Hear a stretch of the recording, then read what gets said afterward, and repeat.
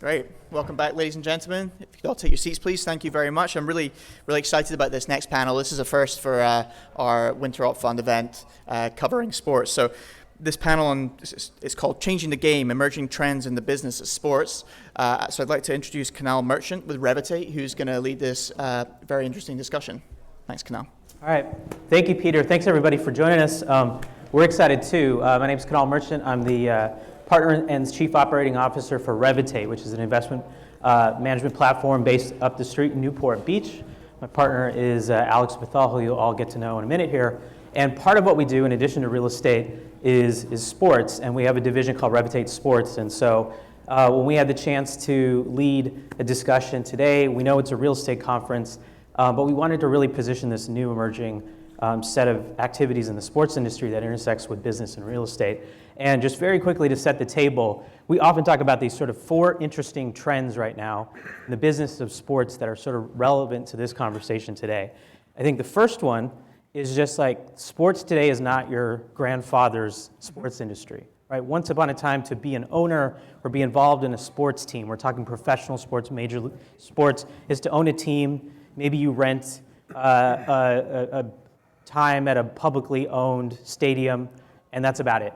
And if you look at 2022, where we're at with sports companies are not just sports companies anymore. They're, first and foremost, they're real estate companies. Increasingly, these owners, these teams, they want to own the facilities they play in, and they want to own ancillary districts. Some are even getting into entertainment districts and training facilities and all that. We'll talk about that in a second. There's enormous real estate opportunity. But they're tech companies, they're media companies, they're global. Their players have platforms in ways that we haven't thought of. You have gambling and fantasy and esports and gaming. So there's this proliferation of new arms and legs coming off of these teams. It's really interesting, which leads to the second trend, which is valuations are skyrocketing. So, a lot of people here, you're always looking for alpha, you're always looking for interesting alternatives. Sports is becoming a really interesting alternative and a recession-proof alternative, or even a down cycle-proof alternative, to put it even more broadly, which is people love sports, and people love that live content when they're watching sports. And with all these new tentacles coming off, these assets are just only growing in value. As they grow in value, it leads to a third trend, which is fewer and fewer individual people can write the whole check to buy them. So the Denver Broncos, I grew up in Colorado, my beloved team, they're going to be for sale in a couple months. That'll be the largest transaction in the history of professional sports. People are saying north of $4 billion. Very few people in cash are going to be able to write a check for $4 billion. So they're starting to put together groups. And it's not even just syndications anymore of individuals. Now private equity is coming in, which really opens up some really interesting doors, both for folks like Revitate, folks like TPG, others, we'll talk about that. And then the last piece is where the athletes are positioned in all of this. So most people, when we think about sports, we're really looking and fixated on that relationship with the athletes on the field, athletes on the court. What's interesting is there's a lot going on off the court now. Athletes, as Josh will speak to in a second, are getting involved on the business side, and we're reimagining what value players, coaches, all of that can provide to the business as a whole, and then just in business in general as they think about their second careers. So there's a lot of interesting stuff going on. A lot of it connects to real estate, and we just wanted to facilitate that conversation. But most of all, I'm just super excited about our panel here, so I'm going to let them introduce themselves real quickly because they'll do a better job than me. Let's start with Debbie, and give us your 30-second to 1-minute introduction, each of you, and then we'll jump into questions. Hi, I'm Debbie Spander. I am the founder and CEO of Insight Sports Advisors, which is a boutique agency representing retired athletes in their second careers, which is why I'm here. Josh Childress, CEO of Landspire Group, former professional athlete of 15 years. I've transitioned into real estate investment in 2019, and my company signed the first ever partnership with TPG as investors in residence. So they're incubating our company, and we're looking to find opportunities to grow and build, more revenue verticals. My name is Alex Bethal. As it relates to the business of sports, I'm a co-owner in the Sacramento Kings and executive director there. We built the Golden One Center and redeveloped the district around the arena. And coming off of that redevelopment in downtown Sacramento, we've launched a firm called Revitate, where we're partnered with Kunal, focused on investments in sports, real estate, and consumer brands. Michael McCann, Regional Director with Toll Brothers Apartment Living. We're division within the Fortune 500 Toll Brothers company, charged with creating a development pipeline, apartments, mixed use. We also do student housing, high-rise condos, and hospitality. If you get into the for sale side of it, it's more of our home builder team, but just trying to build a diverse set of development opportunities that kind of protect the Toll brand, and therefore, as a rule, it's kind of luxury oriented. Awesome. So, this panel is about the business of sports, and you all indulge me with the quick intros, but I think it's always fun to hear how people came to be where they are now. So maybe let's start with Alex and then come back. Josh and Debbie too. How did you land at this intersection of sports and business? Like, in your journey, what brought you to that? What motivated you? How long do we have? No. So I come from a family that's been in business for a few generations. Family's been in real estate, and then my parents started an apparel company in the 1960s, which is around today. And so those were kind of the two worlds that I grew up in, and it was always a passion of the family to be involved in the business of sports. My mom played golf and tennis at UCLA. My dad's originally from India, came here in 1960 and fell in love with American culture. So sports was something that united the family, and we love business, we love sports. We always wanted to get involved in the sector. And in the early 1990s, my dad was the original owner of the World League of American Football, which became NFL Europe. So we got a nice taste of kind of the business of sports, and over the years, when the time was right, wanted to get back into ownership in a major league level. And long story short, had the opportunity to acquire the Sacramento Kings as part of the Viva Ranadive-led group back in 2013. And at that time, we saw trends changing. Some of the trends that Kunal mentioned, we saw happening. We had a little bit of foresight, given the experience, the relationships in the industry, that these sports teams were going to evolve from being kind of a pet project for wealthy people to a really exciting platform business that had the potential to unite a community and spark different business ventures on the real estate side, on the technology side, and on and on. It's really expanded even bigger than what we had anticipated back in 2013. So that's a little bit of our story. Awesome. Josh? Well, playing for 15 years professionally, I was kind of in the middle of it, right? And as I looked to transition from my professional career into phase two of my professional career, I just felt that real estate was my best option. I'd invested from a personal perspective over a number of years, and just liked the market trends and liked the opportunities that were ahead of me. And I think now, as we think about where we are in this space, and specifically around the topic of this panel, it just fits. I've been in the sports space for a number of years. I have great contacts and relationships in that space, and I think that it's something that I can speak to knowledgeably. So, it's an opportunity that just makes sense for me. Cool. Debbie? So my story's a little different. I was a sports and entertainment lawyer in LA, and I actually got a call from a former NBA super agent, Arn Tellem, who wanted to start a division at the agency he was running, the team sports group at Wasserman, for retired athletes. That there was athletes retiring every year, and they needed to figure out what they wanted to do, and if they wanted to go into media or coaching or front office. They were leaving the agency and they were losing the revenue. So he said, why don't you come in and build this division? So I started with about 4 clients and grew it to 50. And then I left last year and launched my own agency. But what I've done the past 10 years is work really closely with mostly retired athletes, some before they retire, trying to figure out what their second careers are going to be. Because most people don't realize it, but most professional athletes' careers are inverted from most Americans. Their highest earning potential is in their 20s, and if they're lucky, their 30s, and then they go to income of 0, unless you're like Tom Brady or Joe Montana or someone. So it's really important to... Or Josh Childress. Or Josh Childress. Same previous.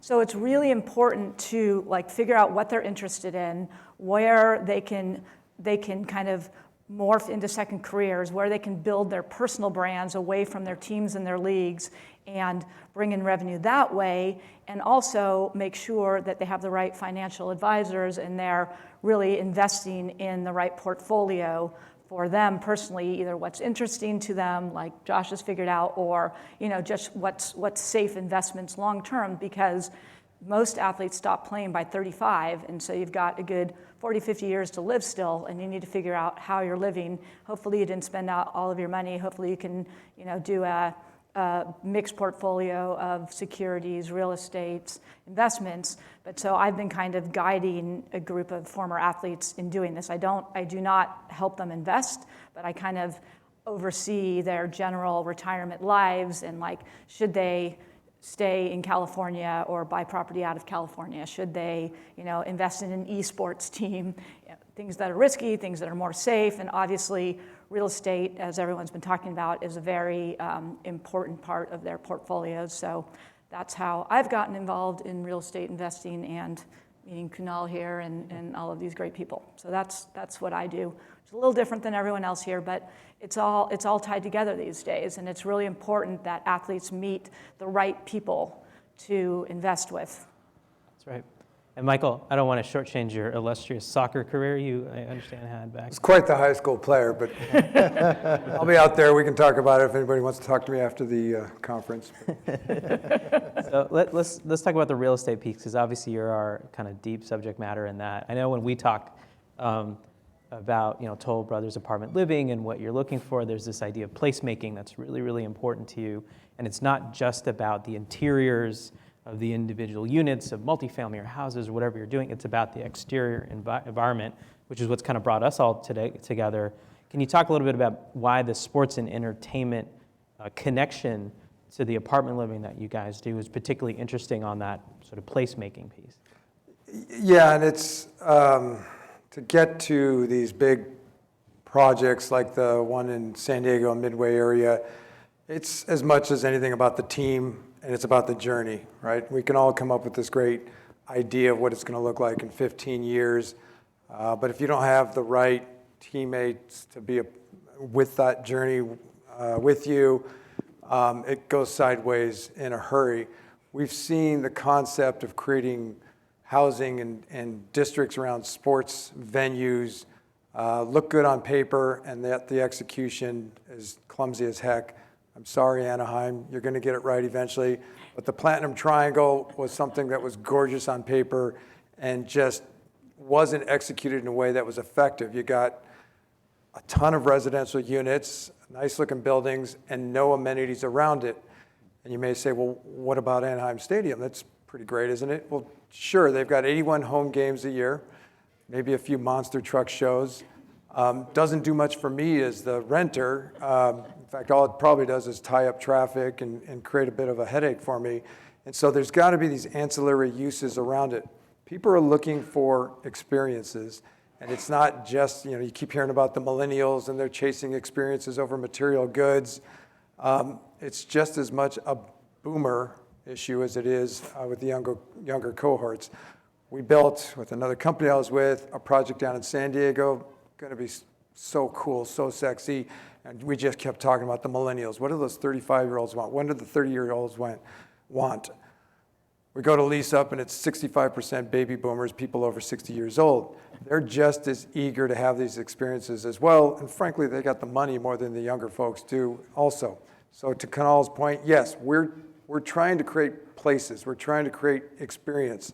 It's about food, entertainment, fitness, and what a sports arena or an arena venue like Revitate is planning to do down in San Diego. They're smart enough to look around outside of their venue, understand there's only so much revenues you can glean from that, and they're thinking about it more as a district. I love the fact that every time Kunal speaks about this, it's about the arena district, because that implies they get it. We need to bring residential, but we also need to bring entertainment, fitness, open space, parks, and appeal to a very diverse set of people, be very, very inclusive. And if we get that right, then I've got renters by choice showing up with a pride of rentership in our buildings that we're creating, and we've got a winner. I can arguably, I'm going to pretend like it's easier than it is, go out and get 1,200 units in a lot of different areas, but I'm dying to be in a place like Revitate and Toll are intending to build with other partners down in the Midway District in San Diego. Awesome. So Alex, let's talk a little bit more about, I think, two things. So, Michael talks about the need to create that kind of experience around these sports and entertainment districts, and you were instrumental in what we did in Sacramento with the Golden One Center and Downtown Commons. So share a little bit about that and the vision and how it's actually panned out. And then let's talk a little bit more about what we're trying to do in San Diego, and I know we'll have a picture we can show folks in a second of the idea behind this sort of San Diego project.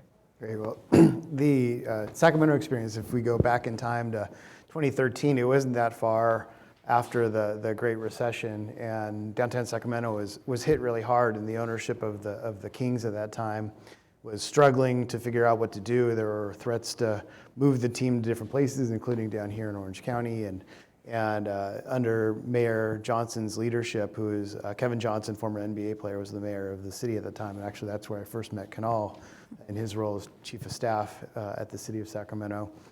They were dead set on figuring out a plan to keep the Kings in Sacramento, because it was the only professional sports team, it still is, in a Major League Pro sports team in Sacramento, and it's a tremendous community asset, and the fan base in Sacramento has never been the problem. It has some of the most loyal fans in all of the NBA. It's almost like a college environment with the passion that the fans have there.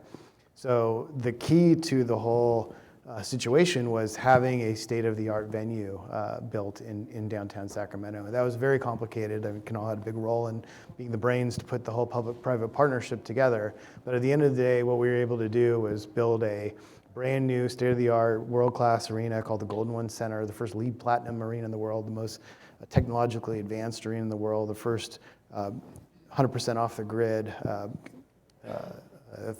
energy efficient.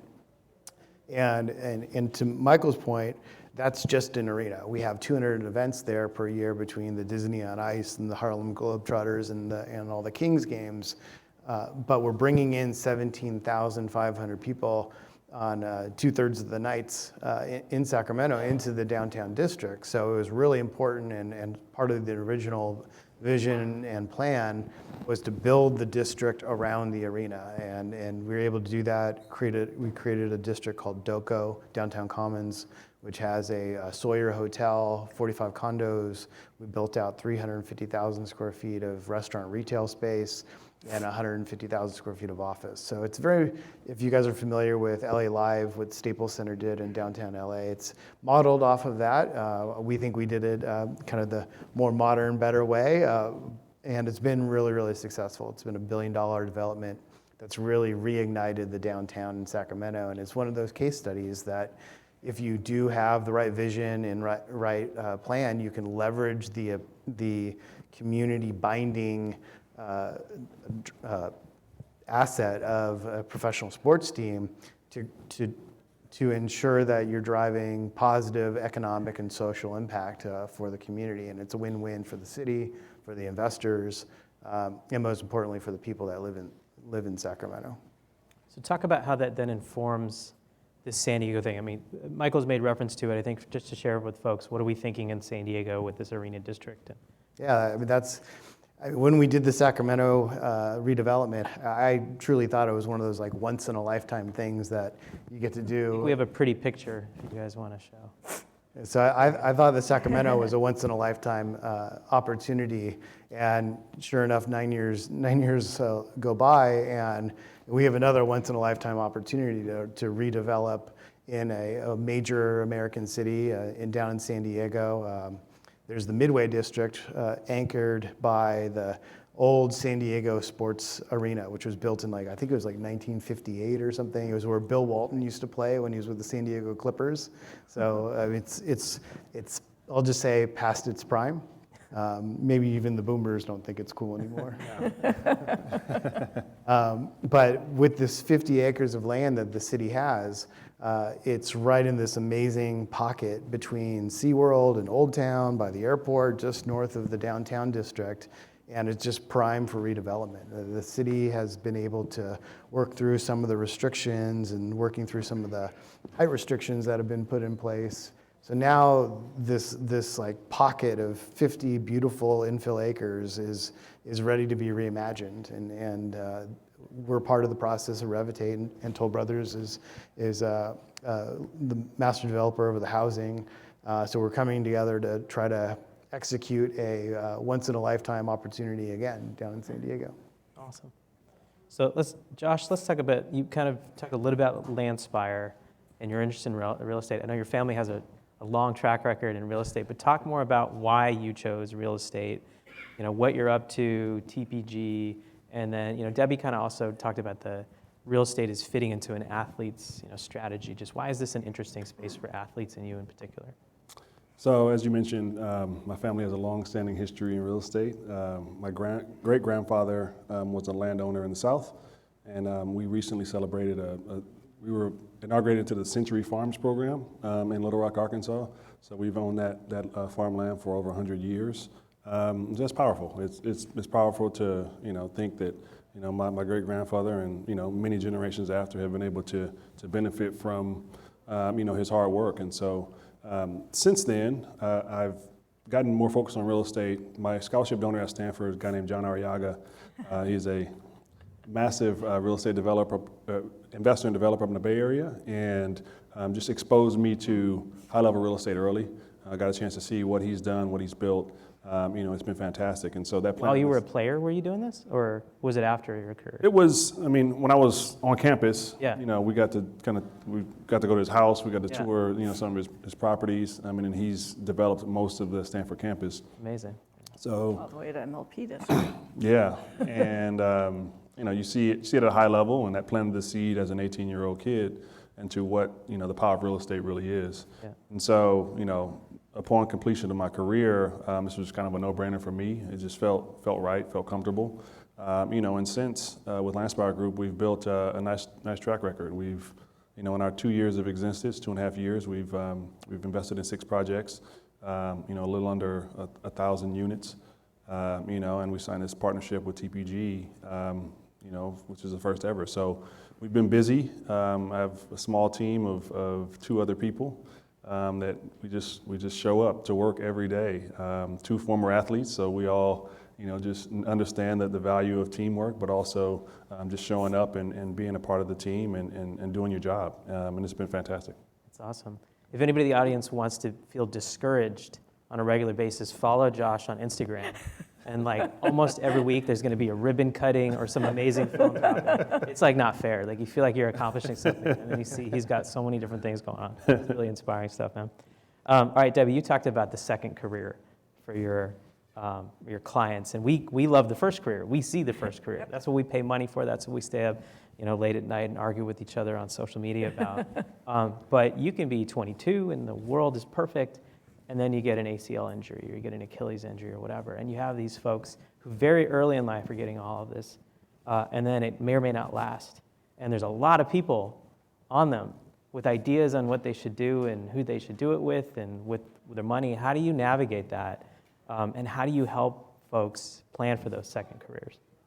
The most important is to meet athletes early, which when I worked with Arn Tellem at Wasserman, he was, huge on that. And actually, them, the Lopez twins, they were never interested in broadcasting. What are they interested in? They are interested in fantasy. And so it was getting them meetings with some of the heads of Disney and former Disney execs so that they can create a new Marvel empire.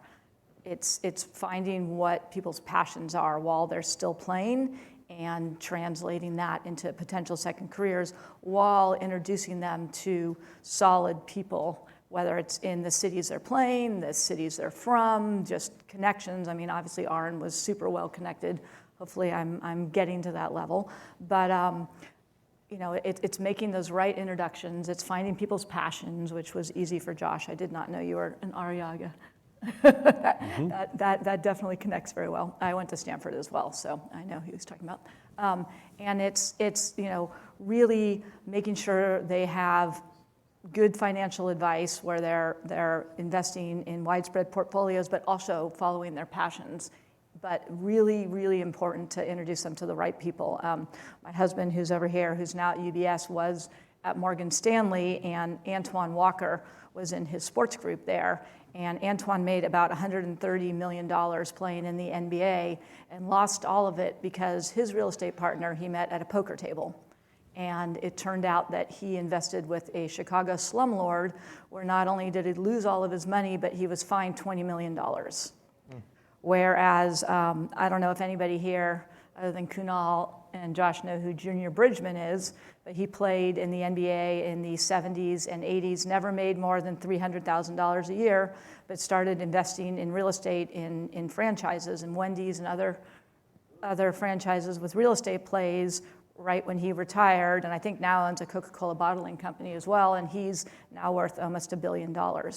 So it's just important to meet the right people, introduce them to the right people, and follow their passions and obviously what's going on, but make sure not all of the money is in cryptocurrency. I better go cancel some trades. Hopefully you weren't in that one where No. with the leak last night. No, of course not. But let's talk about the investing piece. So Alex, back to you. So this is a really interesting moment in the investment plus sports space, right? I talked at the beginning about all these new verticals that are coming online.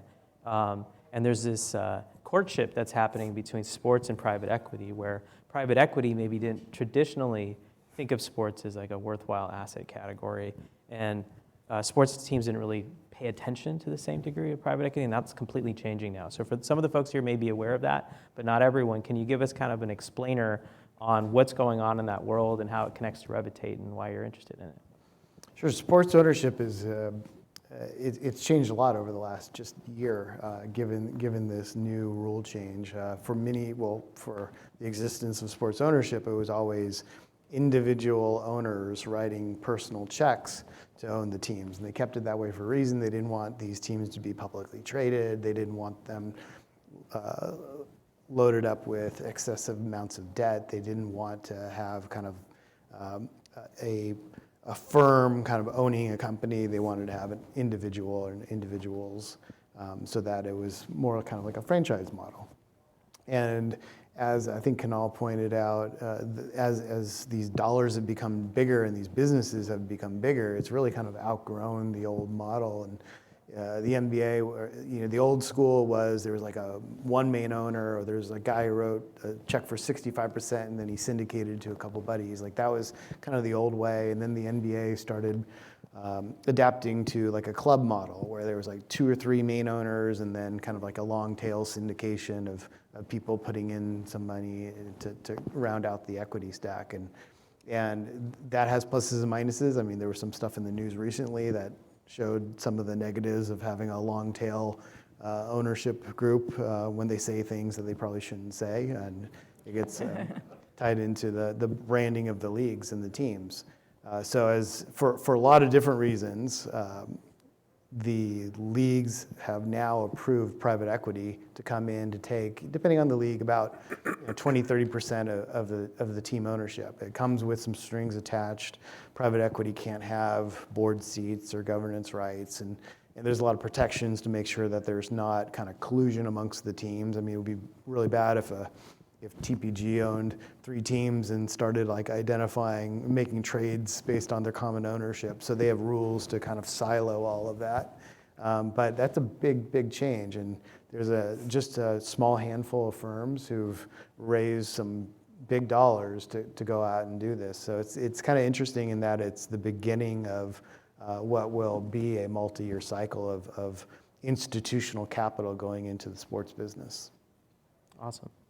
So question for kind of Josh and Debbie on athletes. So we've talked a lot. We talked obviously about Josh's personal biography, and you've talked about how trying to match the athletes' passions to their second careers.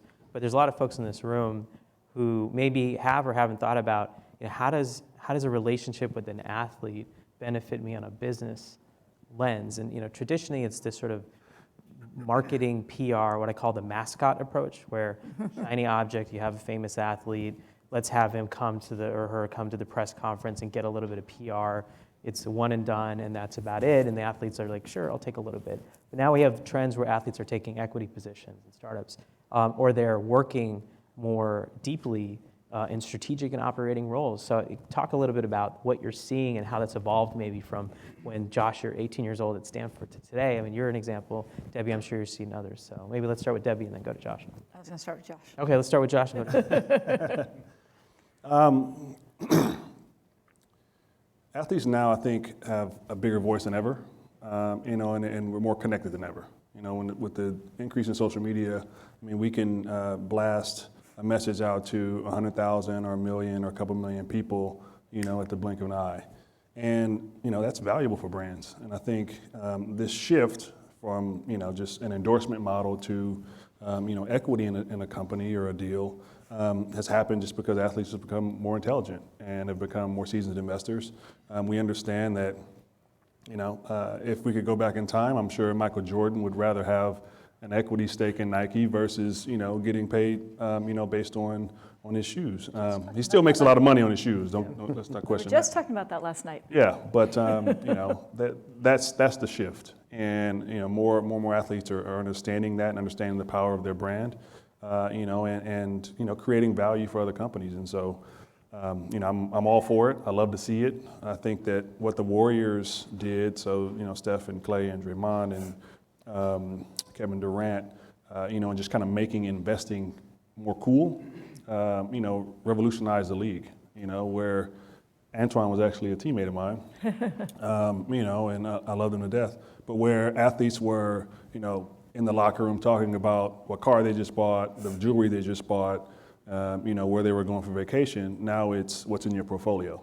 So there's been a shift. What VC are you working with? Jocks are becoming nerds. I love this. Yeah. And it's been a shift, and the shift has been powerful, and will continue to be powerful. And I think, on the back end of that, the players' unions are now investing aggressively, and so you're seeing, an aggregation of capital this has become more aggressive and more informed into how to invest and create value.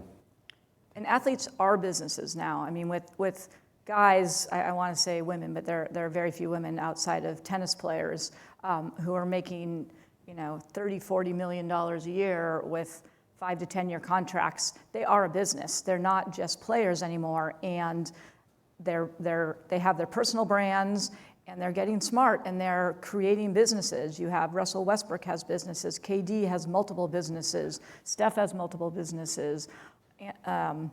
LeBron has like 4 different businesses. He has, a media company, a media production company, his investment company. They're becoming part of the whole shift of American business, where you can get involved with venture capital, and you can get involved with startups, and you can get equity, and they're getting good advice now. And there's more and more athletes who are businesses off the court and off the field while they're still playing. I think it's fascinating, and you can almost fast forward a few years and see a state of the world where, certainly at least at the elite level and maybe below, your salary as a player is like a nice source of income that's really a platform for your whole set of businesses outside. And you can think about how that might change competitive dynamics and what these athletes are doing. It's super interesting. No, it is. I mean, like you hear a lot about Steph and KD, but Clay has been investing in startup companies from the beginning. I can't remember which one he was in really early. Sleeper, I think. I don't know. Which is a new. Look out for Sleeper. It's a new. It's just been in fantasy so far, but they're going to go into gambling now that gambling is legal in 15 states, and they're already the 3rd biggest fantasy platform after ESPN and Yahoo, and you haven't even heard of them. Wow. So I think Clay has equity in it. Okay, nice work, Clay. Okay, one thing is we're going to have a little bit of time for questions from the audience. So if you have any interest in that, we can give folks the QR code and all that to do that. But a couple more questions here on my end. So, not everybody here, when we all hang out with each other, it's sort of a given fact that we all are sports nuts. But not everybody is. Not everybody loves sports. Not everybody is as passionate. Why is the sports space, whether it's the investing side that Alex talks about, the real estate side? Why is it still an interesting asset class for investors to get into, even if you don't, stay up at 2 in the morning to watch your team's, highlights like somebody on this panel might? You want me to jump in? Sure. Well, I think it's the rarest of institutions in today's society that can bring everybody together. It's not left versus right. It's not white versus black. It's not vaccine versus no vaccine or whatever divide people want to create by watching one channel or the other. I mean, everybody in a community can love their team, and that's really the beauty of the platform that drives all of this. So that it's that passion that the fans have for this community asset that allows for these great opportunities for players pre and post career, for the real estate to be something that's sexy and interesting and differentiated from the 1,000 other apartments that could be built in the country, that allows the gaming and the esports and the technology innovation. Like all of that gets aggregated in this wonderful platform led by this community asset that actually brings people together in a passionate way. Awesome. Josh, Debbie, Michael, any? Well, a quick comment, because everything he said would have been, if he was saying that to me as a commercial for why I should go do a real estate deal with him or in his district, I mean, he just killed it. He's talking about passion for a team, but it bleeds out into the passion for the arena, the district, passion for the area. And that's where I want to go do overpriced apartments, frankly, luxury apartments that, people are there not because they need a roof over their head. People are there because they want a very special place to live. And so kind of tying housing to the sports industry, I suppose, is something that's very desirable. You kept talking about diversity and this broad range of people, and can't we all get along kind of almost attitude. And again, that's certainly environments that we seek, that we want to be a part of. And so if Revitate or somebody like them starts sprinkling these opportunities throughout the country, I mean, I'm going to be chasing them like a little puppy dog trying to get a piece of it, because it's what the multifamily developers in particular dream about as an opportunity for creating something special. Is there any, on that note, is there anything right now that Toll Brothers is doing that you want to share in that space, or is it more just a new strategic direction that you all are pursuing? Well, I wish I could tell you how we're chasing 5 arena district deals. I think the closest corollary would be, there's an opportunity in Nashville where it's really more about a music venue, but again, you're getting into passion and ancillary uses and a district, and so we're in. The closest, more common corollary would be mall redevelopments, where they've got one important piece of it, which is tired retail, and they've got a hell of a lot of real estate that wants to be repurposed. And so it's a good catalyst to create a district that maybe isn't around sports, but it's still very experientially focused. They're still creating environments where it's food, fitness, and entertainment. And I was kind of thinking about it where my wife, I get home and she says, I want to go shopping. Let's go buy let's buy something nice for you. I'm going to think of as many excuses as I can not to go. But if it's in an environment where, we'll go look at something for me, and she's telling me, and then we'll go to that brewery you love so much, and then we'll go look at that art exhibit that I like so much, and then you can go do your Tesla test drive, which, no, I don't have a Tesla, but I can at least dream. But this would be experiences that these environments are providing, and I think this is what people want to be around. Transit-oriented centers create a lot of buzz, create a lot of interest. I think it's predominantly because people say they're going to go ride the transit. I'm not so sure most of them do. Sports arenas, people think they're going to be going to, I'll go to 5, 6, 7 games a year. Since I'm living here, probably never do. But they think they do, and that's just one more reason why I want to create something there that they get excited about. Awesome. All right, let's do a couple of the audience questions, then I'll kind of do a final question to everybody here. So let's start with the first one. which is addressed to Debbie. Every company wants athletes as investors. So how do sponsors differentiate themselves and get in front of these high net worth individuals that have so many gatekeepers, including you as one of those gatekeepers? My advice is not to get in front of their playing agents, because most playing agents, not all, but most have Chinese walls where you really do not get involved in their investments. You help them. Like when I was at Wasserman and Russell Westbrook wanted to launch clothing companies, we would help them in that area, but it's really their financial advisors and other people, including can be their best friends who live with them, who no, seriously, a lot of NBA people have you can tell, have their best buddies move in with them when they make the NBA, and they're running things. I mean, now you got Rich Paul running an empire. It's this thing in the NBA, and I don't know why it's the NBA and not other sports, but it is this thing. And most of them are like really short too, right? Yes. So you got to find the best friends or the financial advisors, but athletes really are interested in investing and getting equity for being the face of a brand instead of just getting a sponsorship fee. And then the second kind of goes along to what we were just talking about. Why isn't the NFL caught up to the NBA regarding players investing their income in real estate and business? The first is because the NFL keeps players under their helmets, and they are not as well known to fans as NBA players. The NBA has done an amazing job of exposing individual players on and off the court to fans, whereas the NFL, the average career is 3.5 years.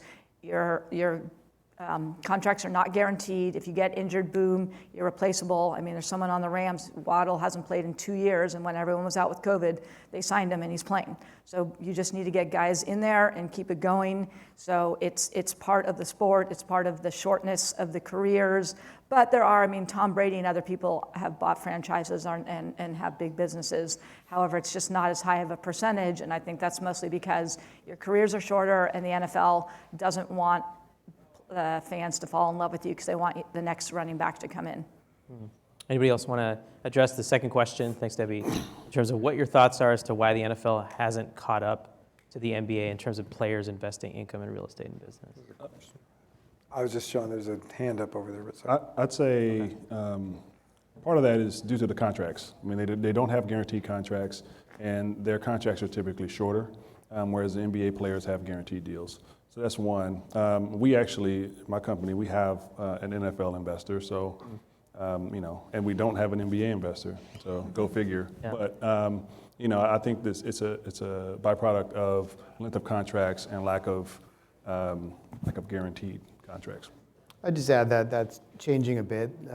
As an example, Josh and I are both involved with a group called RX3, which is a consumer growth fund founded by Aaron Rodgers. And he's brought in a lot of current NFL quarterbacks and kind of expanded from there with an athlete and influencer base, but it was really kind of rooted in football. So I wouldn't say it's not going to happen. It follows because of all those reasons, the NBA, where it just happened earlier and quicker and bigger. You're talking about future Denver Broncos quarterback Aaron Rodgers.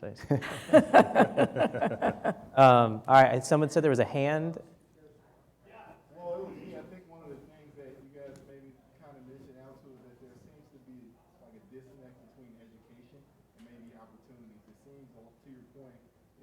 NFL owners keep their players kind of beneath their helmet, and they don't let them speak out.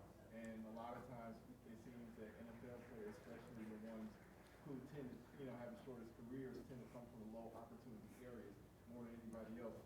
Like you mentioned, Josh, you come from Stanford, and that's like even a parallel. The Whipping Post of Bad Financial Decisions, Anton Walker, he came from Inglewood, and like opportunities is parallel apart. I know that because I'm from Chicago, but I come from the same area that Antoine comes from, and even where he went to college is a world apart from Stanford. Mm-hmm. I think that's a big, point that's missing is education. The education level of the NBA players versus NFL that may, contribute to their investment decisions. Yeah, and to that point, I'm from Compton, California, so I'm from the inner city. I was very fortunate to go to Stanford and get exposed to a world that, is unlike Compton. You're exactly right. It's about education, exposure, and opportunity. My kids will grow up very differently than I did, and they will have access to information that I didn't. And that's just about the growth pattern of our community. But the educational component is super important. All right, we got 52 seconds left. I'm going to give Debbie the last word, but we're going to go around. In one sentence or less, what is something exciting you're seeing in sports and real estate that, in 5 or 10 years' time, you really hope to see flourish? I'm seeing more and more of my clients interested in investing in opportunity zones. Okay, And I think this is going to be a win-win for them and for communities. cool. Josh? I'm really excited about Landspire Group. This is company here locally. Very on brand. Very on brand. It's the There's this website, Josh. intersection of sports and real estate that's just super cool. So super excited about that. LandspireLLC.com? LandspireGroup.com. LandspireGroup.com, y'all. Okay. Alex. I'm excited to see Josh become the junior Bridgman of our generation Yes. and 20x his net worth. Yeah. I would love that. People talk about scaling up, scaling up. I'm interested to see how everything scales down, where you get smaller venues, pickleball centers and stuff, and just how much that generates kind of the sort of uses and experiences we're talking about, and generates housing. It's not as interesting, not as exciting, but it's a lot easier to replicate than building billion-dollar stadiums. Awesome. All right, round of applause for my panel. Thank you, everybody.